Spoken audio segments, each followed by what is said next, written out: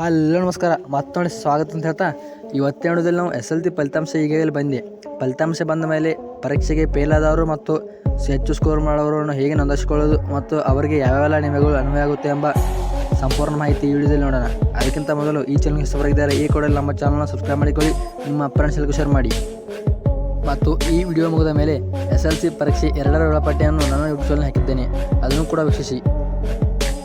ಬನ್ನಿ ತಲೆ ಮಾಡಿದ ಲಿಸ್ಟ್ ನೋಡೋಣ. ಅದಕ್ಕಿಂತ ಮೊದಲು ಈ ವಿಡಿಯೋ ಲೈಕ್ ಮಾಡಿ. ಕರ್ನಾಟಕ ಶಾಲಾ ಪರೀಕ್ಷೆ ಮತ್ತು ಮೌಲ್ಯ ನಿರ್ಣಯ ಮಂಡಳಿಯಿಂದ ಬಿಡುಗಡೆಯಾದ ದಿನಾಂಕ 23/4/2026 ಈ ಸುತ್ತಲೂ ಹೊರಡಿದೆ.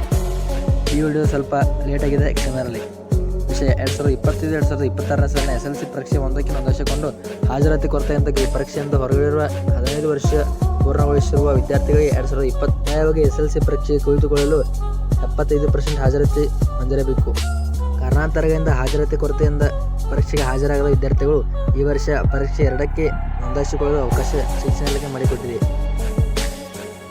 2026 ಮಾರ್ಚ್ 1ನೇ ತಾರೀಕಿಗೆ 15 ವರ್ಷ ವಯೋಮಿತಿ ತುಂಬುವ ವಿದ್ಯಾರ್ಥಿಗಳು SLC ಪರೀಕ್ಷೆಗೆ ಖಾಸಗಿ ಅಭ್ಯರ್ಥಿಗಾಗಿ ನೋಂದಣಿ ಮಾಡಿಕೊಳ್ಳಲು ಉಲ್ಲೇಖಿತ ಮಾರ್ಗಸೂಚಿಯಲ್ಲಿ ಅವಕಾಶ ಕಲ್ಪಿಸಲಾಗಿದೆ.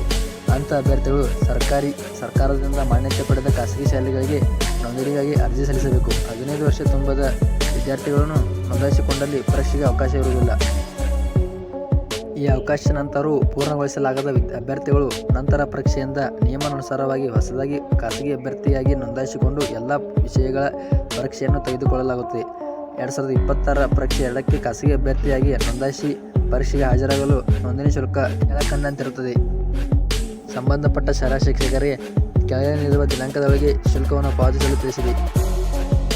ಇಲ್ಲಿಯವರು ನಮ್ಮ ಚಾನಲ್ ಸಬ್ಸ್ಕ್ರೈಬ್ ಮಾಡಿದರೆ ಈ ಕೂಡ ಸಬ್ಸ್ಕ್ರೈಬ್ ಮಾಡಿ. ಇದರಿಂದ ನಾವು ಹಾಕುವ ಪ್ರತಿಯೊಂದು ಮಾಹಿತಿ ನಿಮ್ಮ ಮೊಬೈಲ್ಗೆ ನೋಟಿಫಿಕೇಶನ್ ಬರುತ್ತದೆ. ಇನ್ನು ಶುಲ್ಕದ ವಿವರ ನೋಡುವುದಾದರೆ, ಮಾರ್ಚ್ 2026 ಪರೀಕ್ಷೆ 1ಕ್ಕೆ ನೋಂದಾಯಿಸಿಕೊಂಡು ಹಾಜರಾತಿ ಕೊರತೆ ಇರುವ ಕಾರಣ 2026 ಪರೀಕ್ಷೆ 2ಕ್ಕೆ ಖಾಸಗಿ ಅಭ್ಯರ್ಥಿಯಾಗಿ ಹಾಜರಾಗಲು ನೋಂದಣಿ ಶುಲ್ಕ ₹248 ಇರುತ್ತದೆ.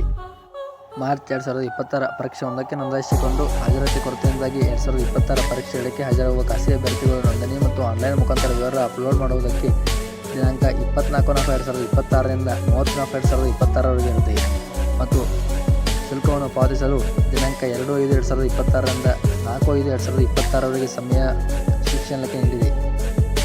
ಮತ್ತು ಸ್ಕ್ರೀನ್ ಮೇಲೆ ಕಾಣಿಸುವ ಮಾಹಿತಿಯನ್ನು ವಿದ್ಯಾರ್ಥಿಗಳು ಪಾಸ್ ಮಾಡಿ ಓದಿಕೊಳ್ಳಿ. ಮತ್ತು ಈ ವಿದ್ಯಾರ್ಥಿಗಳು ಹೆಚ್ಚು ಸ್ಕೋರ್ ಮಾಡುವವರು ಕೂಡ ಪರೀಕ್ಷೆ 2ಕ್ಕೆ ನೋಂದಾಯಿಸಿಕೊಳ್ಳಲು ಶಿಕ್ಷಣ ಇಲಾಖೆ ಅವಕಾಶ ಕಲ್ಪಿಸಿದೆ. ಮತ್ತು ಏನಾದರೂ ಡೌಟ್ ಬಂದರೆ ಕಮೆಂಟ್ ಬಾಕ್ಸಲ್ಲಿ ಹಾಕಿ, ನಿಮಗೆ ಮರೆಯದೇ ರಿಪ್ಲೈ ಮಾಡುತ್ತೇನೆ. ಈ ಮಾಹಿತಿ ಇಷ್ಟವಾದರೆ ನಿಮ್ಮ ಫ್ರೆಂಡ್ಸ್ಗಳಿಗೂ ಶೇರ್ ಮಾಡೋದು ಮರೆಯದಿರಿ. ಈ ಚಾನಲ್ ಸಬ್ಸ್ಕ್ರೈಬ್ ಮಾಡಿಕೊಳ್ಳಿ, ಪಕ್ಕದಲ್ಲಿರುವ ಬೆಲ್ ಐಕನ್ ಕೂಡ ಆನ್ ಮಾಡಿಕೊಳ್ಳಿ. ಈ ವಿಡಿಯೋವನ್ನು ಕೊನೆಯವರೆಗೂ ನೋಡಿದ್ದಕ್ಕಾಗಿ ಧನ್ಯವಾದಗಳು. ಮುಂದಿನ ಮಾಹಿತಿಯನ್ನು ಆದಷ್ಟು ಬೇಗ ತಲುಪಿಸುತ್ತೇನೆ. Thank you.